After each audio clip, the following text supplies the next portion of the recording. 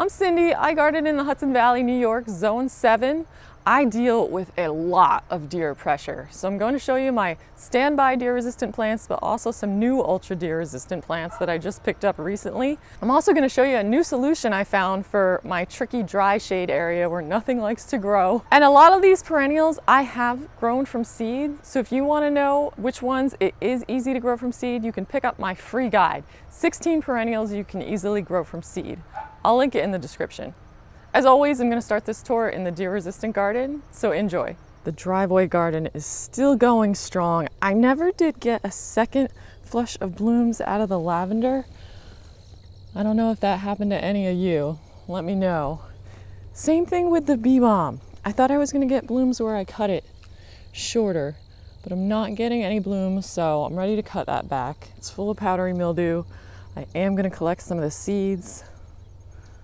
The allium, Millennium allium, I was saying in the last tour I was going to divide it and spread it all over, but I think I changed my mind because it has such a short bloom season. But it's nice to have it tucked in a corner. The Concord grapes are totally ripe. They smell so good. And the Rudbeckia natita is really putting on another great show. It's so worth cutting it back. I cut off all the spent blooms in the front here, and you can see it's ready to flush out a whole new set. And up top, I just let it go to seed, which the birds appreciate. Down in here, I have a Russian sage that just gets too much shade. I'm gonna transport that to my neighbor's garden because she's really struggling. She said the deer have just been eating everything she plants, so I told her I'd come over and plant some ultra deer resistant plants. She was fine with that. Dusty Miller is looking great. Now this is exciting. This is a hardy ageratum. This so far is proving to be ultra deer resistant. The deer have not touched it. Most ageratums are annuals in Zone 7, but I found this native variety that is a perennial. The rosemary is doing good. The thyme has really filled out, spilling out into the driveway. The golden smoke bush is starting to put on a little bit of fall color, and the vinca vine just keeps on performing in the wagon. Really loving that. The magenta magic yucca hasn't flowered, and I don't care. I'm not growing it for the flower. It just adds such a great structure right there. And I'm not loving this artemisia. I forget the name of it, but you can see it's just very floppy. I feel like I constantly have to cut it back, so I might yank that out. I bought a new Gaillardia plant. Maybe I'll plant that there. Another deer resistant option. I love the white Gara here with the Russian sage. It just looks so dainty. This Russian sage I cut way back in the spring, and it was definitely worth it. You can see how nice and bushy it got. The kaleidoscope butterfly bush, I could cut some of those spent blooms on it, but we're in late September. At this point, I mean, there's other things to focus on. Before you know it, it's gonna be time to pack it all in. This golden anise hyssop, I think I'm gonna yank out. It's really not doing it for me. I mean, obviously it's looking tired at this point. Cardana salvia, putting on a few more blooms. It's really more of a spring bloomer, but if you cut it back, it does give you some for fall. Yeah, the lavender here, same thing. It didn't give me any more blooms this year. Well, yeah, those don't count. The deer are letting me have some echinacea. This butterfly bush has just been the hot spot for monarchs. Even a painted lady the other day, we're sharing it together. It is just such a hit. And this is a native helenium back here that's flowering. I was watching on a YouTube video that this can be a thug, so I want to be careful with those seed heads. And this is a new beauty I picked up at Home Depot, a weeping white pine pendula. It's supposed to get up to 15 feet tall, and I think it was 10 feet wide. So we'll see. I don't know. It's looking a little yellow. It was in its container. So I'm thinking maybe it was a little hungry. It does like moist soil, so this is going to be a challenge because it does dry out in the front here. So I'm just going to be careful to shoot the hose over when I fill the bird bath and hope for the best because it's just really beautiful. It spreads out horizontally and it's just a really nice structure for the front. Also adds some privacy. The Amsonia storm cloud is doing great here. I don't think the deer have touched it much, if at all. And then back here I have a native mountain mint, another great deer resistant option. I just put that in. The true blue butterfly bush has been a hot spot too for the butterflies. And this Medusa allium would be interesting to see how long it stays in bloom. But what a pretty purple. Really happy with this one. Just so nice to have a lot of different alliums so that you stagger the bloom time because they all seem to bloom at different times. The Millennium, this Medusa one, there's so many different kinds. You can see, I think that bumblebee is still asleep from last night. That clump of sage is doing great back there, and then you can see the native anise hyssop, which I'm gonna lean more into. Pull out the golden ones that look a little sickly. I have the golden catmint, another catmint, another smoke bush. This one's supposed to get 10 feet tall, so that'll be a nice source of height up in this garden. Ornamental grass, putting on it's got one seed stalk. And some more Russian sage, some cleome going to seed. And here's some more golden anise hyssop. Maybe I'll keep that there just to have a different pop of color. Oh, and you can see this obedient plant is in full bloom. So I have a couple different obedient plant, again, which is nice because it staggers the bloom time. I have an earlier blooming one and then this fall blooming one. There's just so many tubular flowers, great for the hummingbirds and the bumblebees. Love to climb right in there. Oh, and I can see the deer did find this last night. Some days I come and their water is completely empty and sometimes it's completely full, so I can tell if they passed by or not.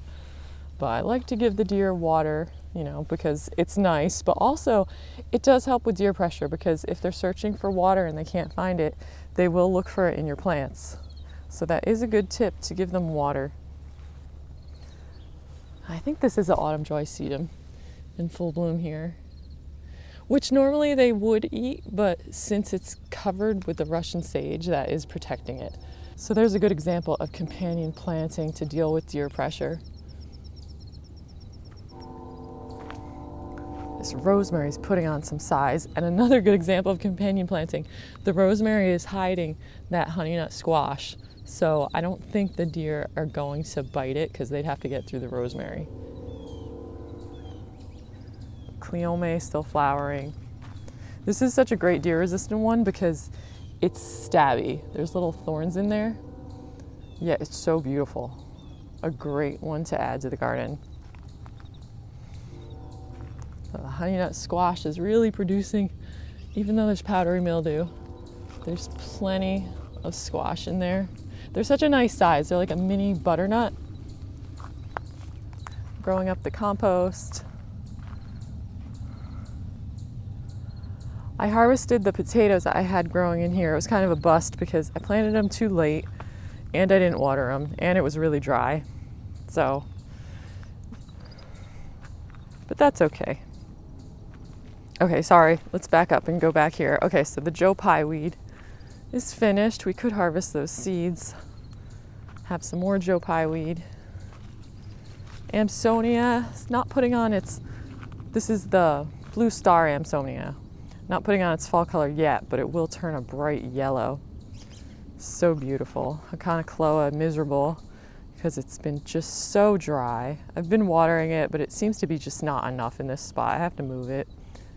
And this panicum is putting on its fall color. It's so pretty. The seed heads are starting to turn a pretty bronzy color.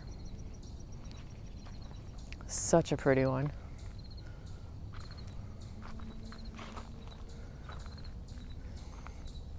Some more Gara. So you can see the things the deer will let you have. Looks like an Indian summer rudbeckia. A lot of these just planted themselves. So once you have it in your garden and just leave these seed heads up, you never have to plant it again. Baby Joe pieweed. And this butterfly bush is still going for it. Dark night. Some beautiful blooms.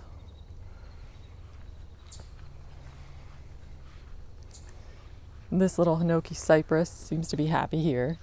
It's supposed to get up to 5 or 6 feet tall, so we'll see how long that takes. So this shade garden is going to get a complete overhaul. I'll show you some of the goodies I picked up for it.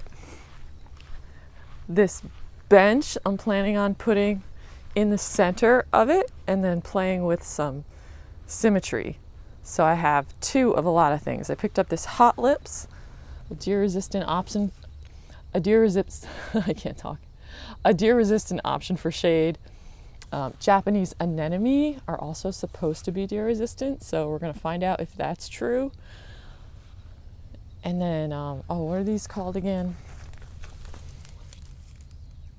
Plumbago. Some plumbago ground covers. I have 4, so I can put 2 on each side of the bench. And we have this wood fern. I have 2 of those. This gaillardia I'll probably put in the road garden. I just have 1 of those. So that's going to be exciting. Yeah, because this garden just needs an overhaul. It definitely needs a fluff. And I might divide some of these things in half so that I can add to the symmetrical garden, like this lungwort.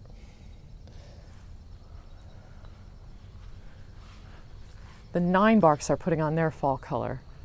So beautiful, so rich and dark. Golden cone juniper, giving it a nice touch of blue this time of year. The window boxes have been fun. The ivy geraniums, they just keep performing. They don't shut down like annuals do, so I think I'm going to lean more into them next year. And I do winter them over, bring them in the basement under LED lights, and it's really easy. The echinacea going to seed, the goldfinches have been after it. And this combination was a happy accident. This is hummingbird mint with white Gara, and you can see the peach notes in the Gara or apricot and in the hummingbird mint. It goes together so well. And then Gara even gets this pretty fall color. You can see the leaves turning reddish. Some more new finds. This one's already going to seed. It definitely needs some deadheading, but I'll throw in some footage of what it looked like a week or 2 ago. The butterflies have been flocking to it. Cascade, pink cascade butterfly bush. Just so beautiful, the biggest blooms. Yeah, I was watching a monarch just go after one bloom after another, just sucking up all that nectar. And then this one I showed you last time, I still didn't get that in the ground. And this is an abelia I just picked up called Kaleidoscope. So excited about this one. I was told I do not have to spray this one. It's completely deer resistant. And it is semi-evergreen in zone 7, depending where I put it, if it's in a protected location, and what kind of a winter we get. So we'll see. And I was so happy with that hardy geranium, I just picked up another one. Excited about this. And I love this front garden in the fall. This 9-bark is going to turn bright red. You'll see it in the October tour. And it just looks so great next to this golden mop fall cypress. So really happy with this section right here. And this is starting to fill in. I do want to move the Joe pieweed because I want more evergreens in this section to kind of shroud the utilities and the foundation. But I am working on it. It's filling in. I might put that abelia over here just to get where this echinacea is, because I think that gold would look really nice next to the green boxwood. And I'll take you in the back in a minute. I just want to show you the fenced-in gardens in the front. Oh, and I picked up some trellises off the side of the road the other day. Saved them from the trash. So that'll be great for all the clematis we have growing. And this Mademoiselle Rose, man, it really appreciated the fertilizer I think I gave it this year. This year I gave it Rose Tone. It's so big and there's just so many blooms.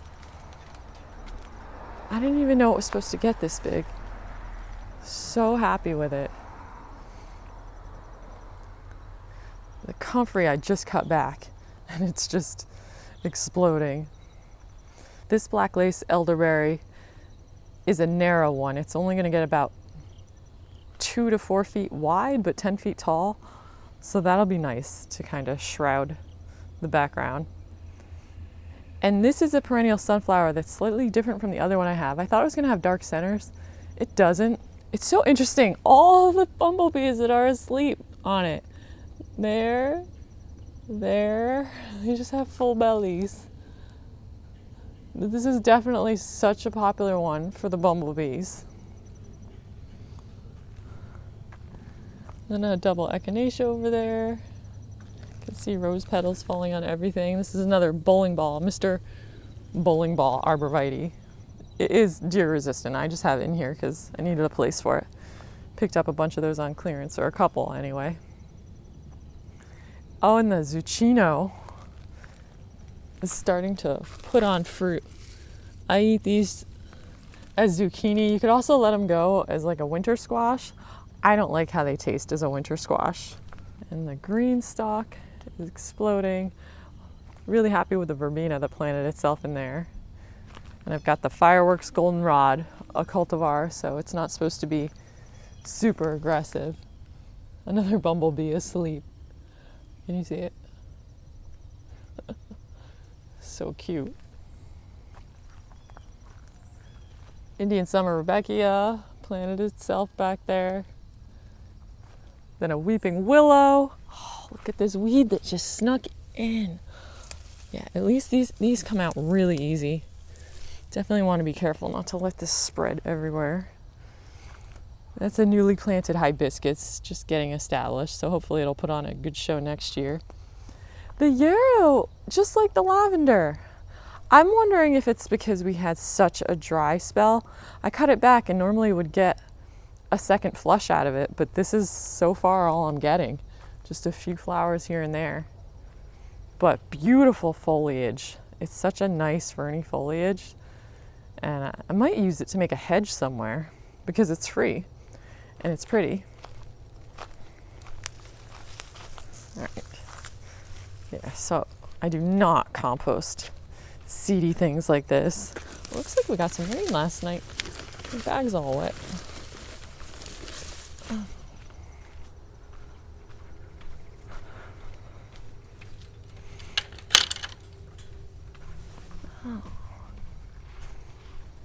This garden, I think every tour I say, this garden's at peak, but I really mean it this time. I think it's at peak. I think the difference is the dahlias, because we're into dahlia season.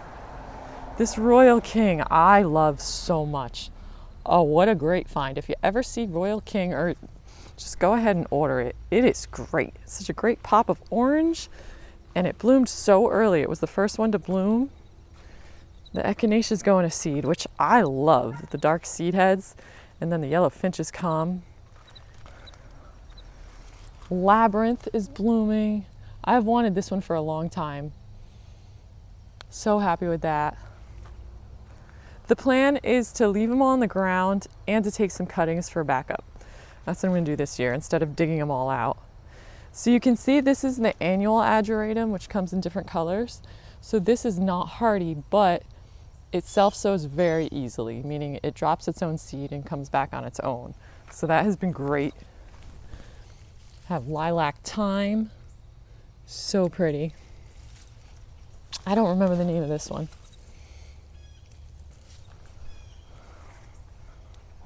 So prolific. Looks nice next to this corally pastel yarrow.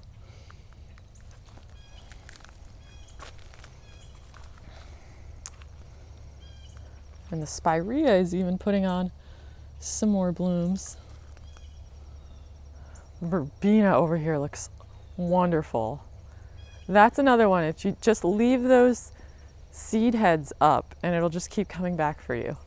You don't have to keep planting it.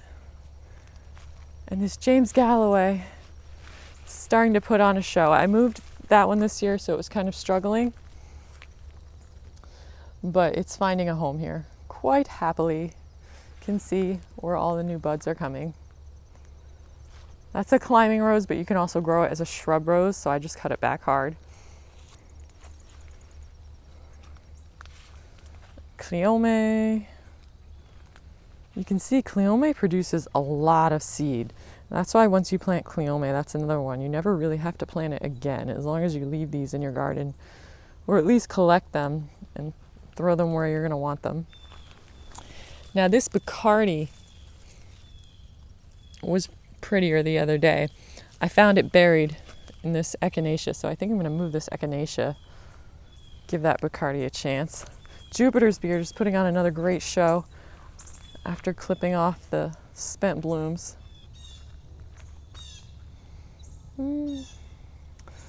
The bee balm, all full of powdery mildew. I should cut that back. Ageratum over here, beautiful. And the cosmos is another one. Once you plant them, you don't need to plant them again. They produce a lot of seed. I did move these. They came up on their own in another spot, so I just moved them when they were small so they would put on a nice show together.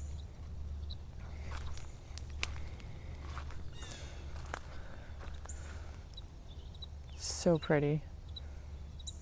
So I planted these last year. I don't remember the names. It's such a nice source of height. And that's flowering dill, a great host plant for butterflies. I think the swallowtail likes dill. The Swiss chard is still going. The Brussels sprouts is working great as a trap crop for aphids. You can see it's full of bugs. This was a pretty one that I was gonna let go to seed. I don't know if it's gonna make it though. It looks like the bugs are killing it, but we'll see.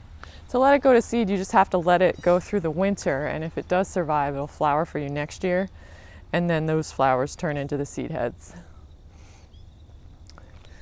The grape is producing.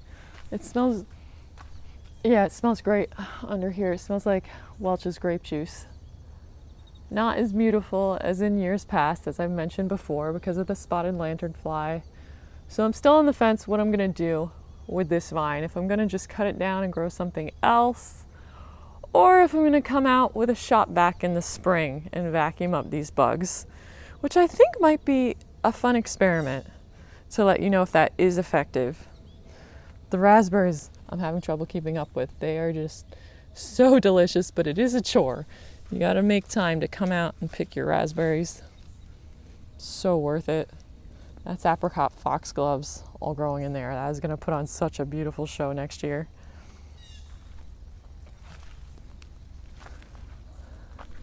And the peppers. Peppers get a little shaded back here with everything I have growing, but they still produce. You can see one back there is turning yellow. That's yellow bell pepper. Have some Cornell dahlia. This is the longest lasting one that I have as far as a vase goes. And it seems that the ball ones, that's what this is called, the ball variety, they seem to last the longest. This is a lunchbox tomato that came back on its own from last year.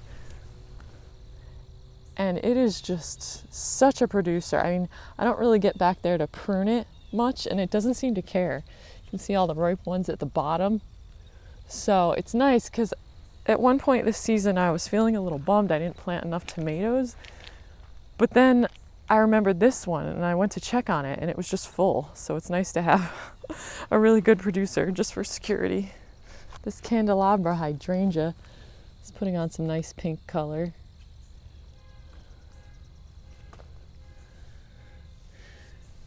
This pepper's called Bolt. This is an interesting one I got from Baker Creek at rareseeds.com. So pretty. And some apricot zinnias I planted are blooming. And that is, I think, a white sunflower that I stuck in there. So that'll be fun when that blooms. Some cubanelles finally coloring up in here. So we're getting to the end of September. That's pretty much typical for New York, I feel like. You get your peppers the end of September, October, and that's it. Then frost comes. This teddy came back from last year. My favorite dahlia, at least this year anyway. What a beauty. Teddy looks good with the red Cornell dahlia and with the purple diva, which did not come back for me. I'm gonna have to pick up some more of those. And it's just great. I have just loved having the pops of orange in the garden this year. It looks great with the yellow and with the purple. It is just such a beautiful time of year. And everything seems to glow because the sun is lower in the sky. This Victoria Blue Salvia has been putting on such a great show. Really recommend that one. And another one you can save seeds from because this one just came up on its own. And this has been a handy pepper to have just to give the dogs for a snack. It's called Pippin. It is such a great producer. You can see all the peppers. Some anise hyssop in here. An arborvitae. Tansy, these little yellow flowers. Tansy's kind of a pain, but the pollinators love it. I mean, it's not covered right now. But later in the day, it'll be covered with insects, but you really have to cut it back hard. And I did cut it back. You can see where I cut it, and it still gets really tall and flops. So I think I'd like it better if I had more room for it. And this is Italian Marconi pepper. This is my greatest producer. They're the first to turn red for me, and I get the most peppers out of this plant. So I like to grow at least 6 of these plants to make sure I'm gonna have a good pepper harvest. The flesh is a little thin on them. I kind of like a thicker walled pepper, but they're just so prolific. And this 9-bark, I think it's Fireside 9-bark, it turns this beautiful dark color in fall. So pretty. And this Cleome is so happy. So many blooms. And this Clematis, it just keeps going because it's one of the first bloomers, and then it starts putting on a few more blooms this late in the season.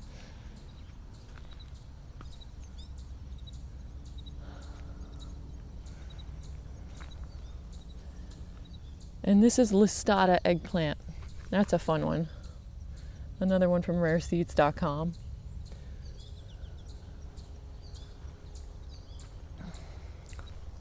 So yeah, really happy with this garden this year. Nice pops of color. And the birds just love this garden. They probably can't wait for me to get out. It's just full of birds.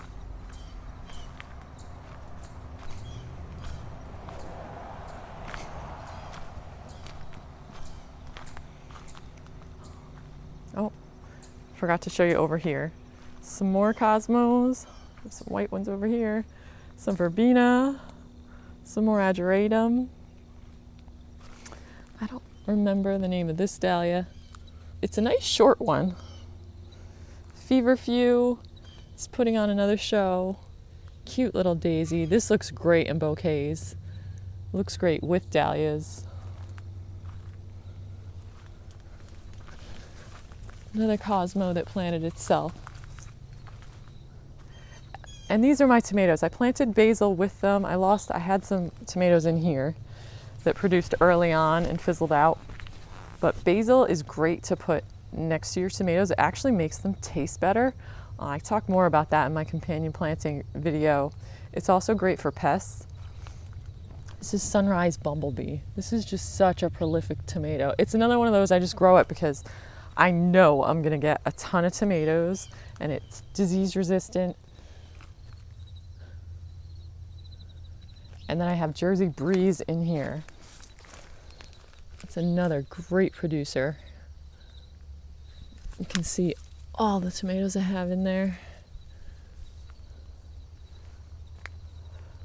I've been just not worrying about pruning tomatoes as much, and it's been working out pretty well for me.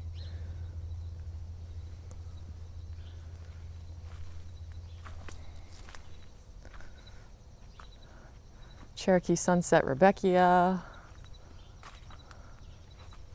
That's a pretty Cosmo with pink edging. Another Labyrinth Dahlia in there. I can hear the birds saying, "Get out."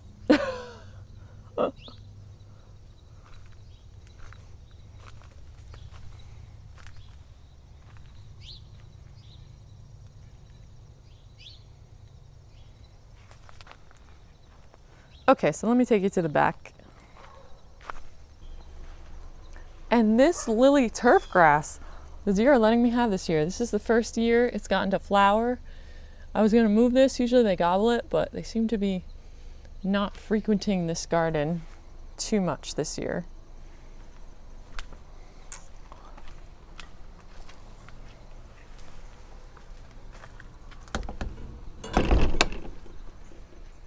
This garden is still beautiful in late September.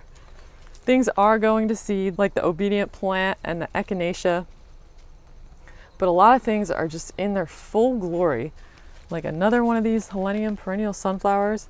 I do notice right now that this one is full of powdery mildew, but it is so late in the season and it is quite crowded, but it is kind of hidden back here. I haven't noticed it before. It's so nice and tall, so bright and cheery, sticking straight up. Euonymus. This is such a great evergreen. Provides some great winter interest. Verbena popping up through there. You can see all the Rudbeckia that planted itself that's working great as a ground cover. Dusty Miller. And this hollyhock planted itself, so it ended up being Moritana. I thought it was going to be a yellow one that was here last year, but this is one from a couple years ago.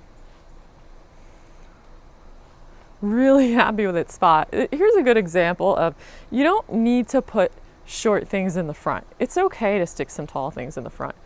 It is interesting. And then it makes you want to walk around to see what's behind it.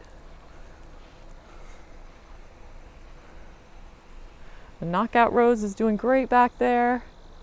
That euonymus is finally putting on some growth. I bought that some time ago. It's supposed to get 10 feet tall. And I think it's really getting established now, and it's gonna go for it. Another great one for winter interest. Sounds like Molly drinking out of the bird bath.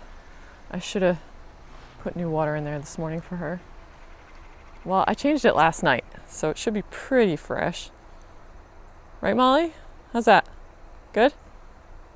Hollyhocks are going to seed back there, so I shouldn't have to plant them again. I am going to collect a lot of those seeds, and I'll just sprinkle some right there. That was apricot halo. Oh, and look, this lavender did put on another flush of blooms. Not quite as impressive as the first one, but at least it's something. That's interesting. I wouldn't think that lavender is so happy there because it's kind of crowded. That was one I planted from seed a couple years ago. This peachy knockout rose is doing great. It's been through so much pest pressure. The spongy moths really love this one for some reason. But I picked them off and it was worth it. The alyssum is starting to look a little tired, but it did work wonderful as a ground cover. Such a great one. You can just sprinkle the seeds right down. You don't even have to worry about planting plugs. This is some more of that perennial sunflower that planted itself over here. Coral knockout rose, putting on another show.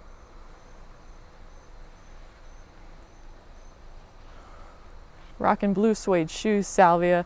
This is my favorite one. I love the blue color with the chartreuse leaves, and that really worked out so well next to the black elephant ear. I gotta remember to repeat that. So pretty. And this is coral nymph salvia, a favorite of the hummingbirds. Little lime hydrangea, putting on its pink show. So pretty. Next to that dark colored sedum. The golden tower elderberry is doing a good job making a privacy screen.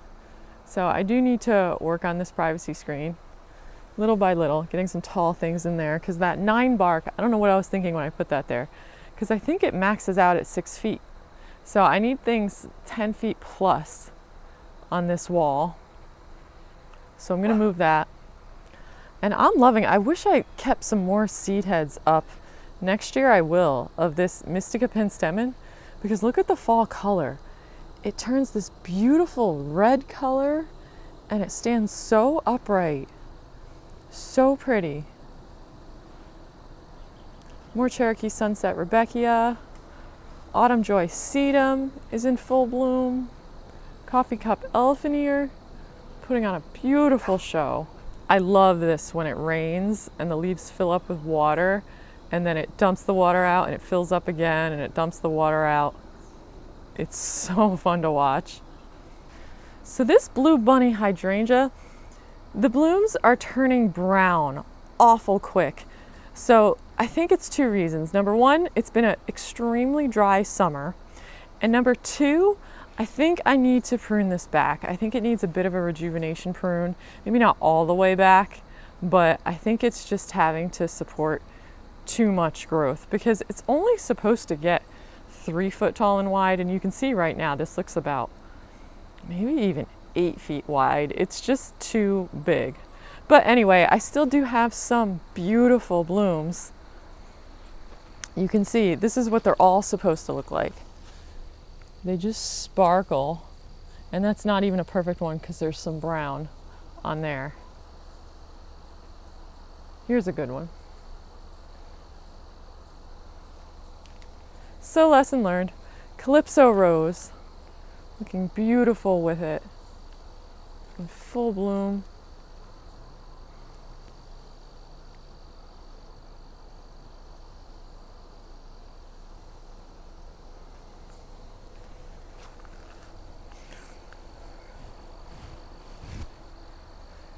The Atlas rose has struggled this year.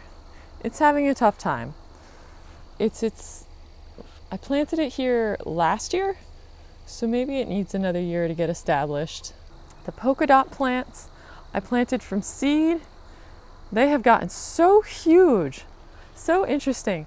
I might cut them back and see what that looks like. Maybe more like little mounds, but I do want to winter some of them indoors as houseplants. You see these for sale as houseplants all the time, so they work great in the shade garden if you start them early from seed. I think I started them in about February, and I planted them. They looked so small, but you just turn around and they're huge. Oh, the Japanese anemone are pretty much the star of the show in this garden. I want to move those variegated iris because they're kind of cramping their style. This single one has such strong stems and it's so upright. This double one, it might have strong stems, but the double flower is just heavier, so it weighs it down, but it's still so pretty. This is Fall in Love Sweetly anemone. I don't remember what this single one is called, but it spreads beautifully. It's not invasive. This was just 2 plants years ago, but it does give you such a nice clump. So I want to spread these around in the garden next spring.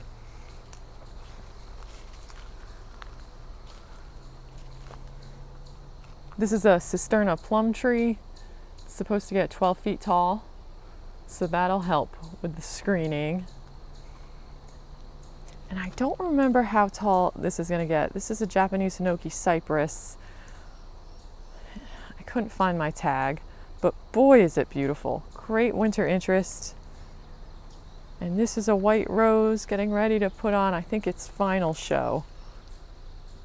Such a great performer.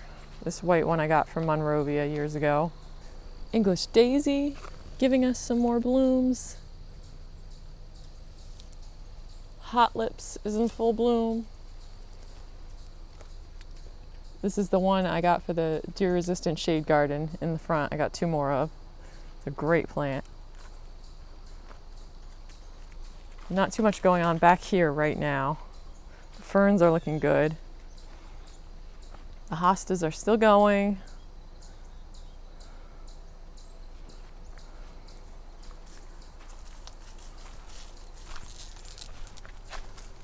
Let's take you up here by the house.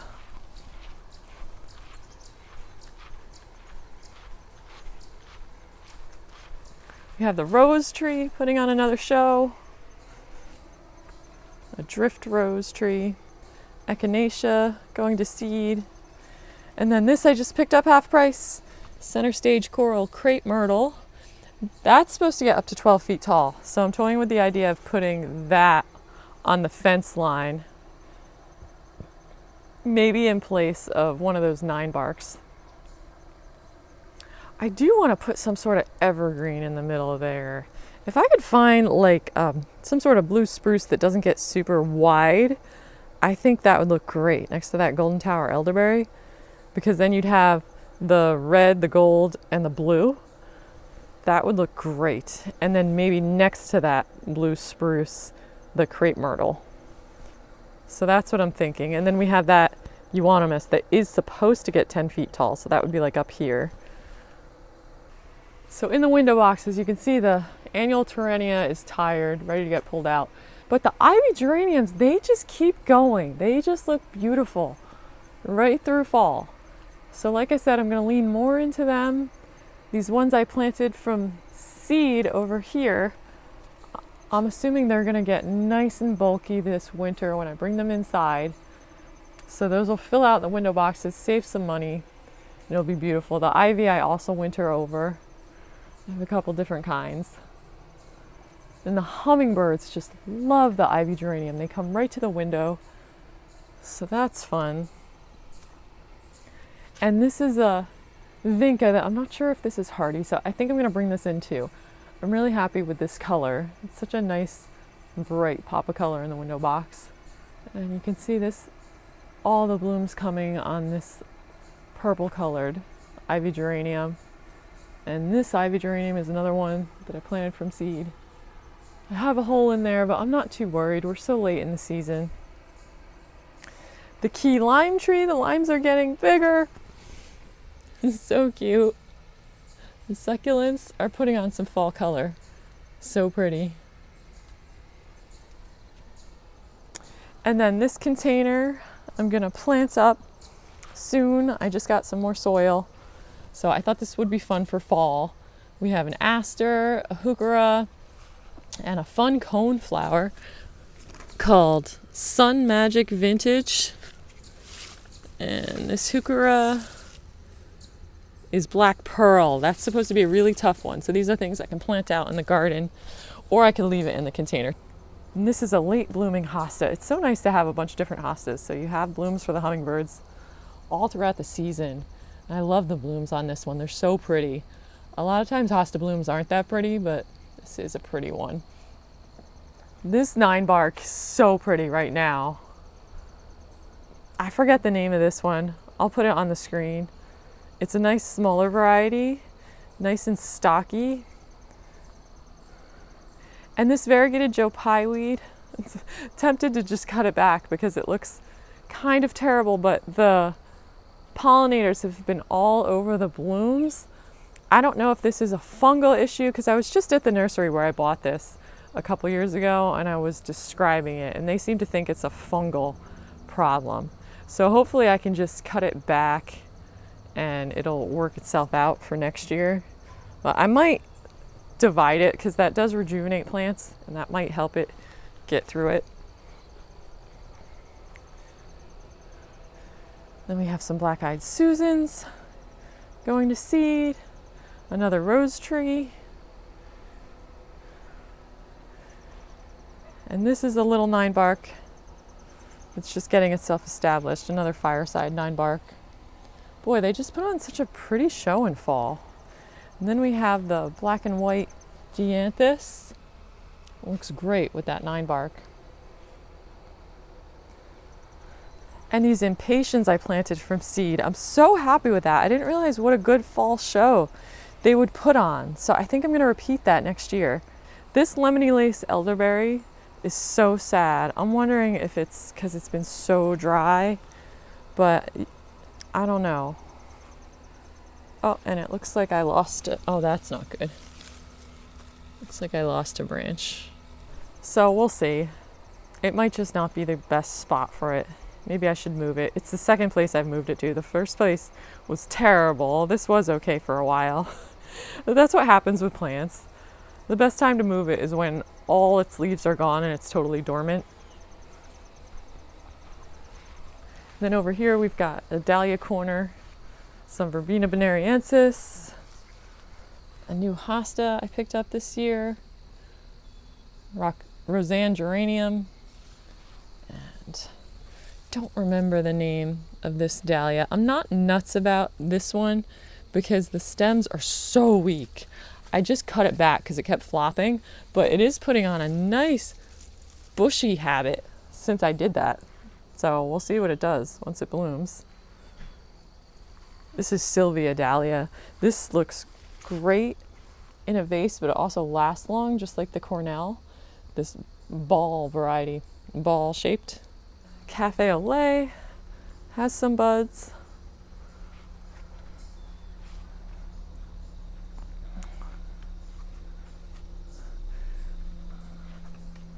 Japanese Sun King in flower. Bumblebees are after it. I planted a swamp verbena. This is a native one. So I just put that there.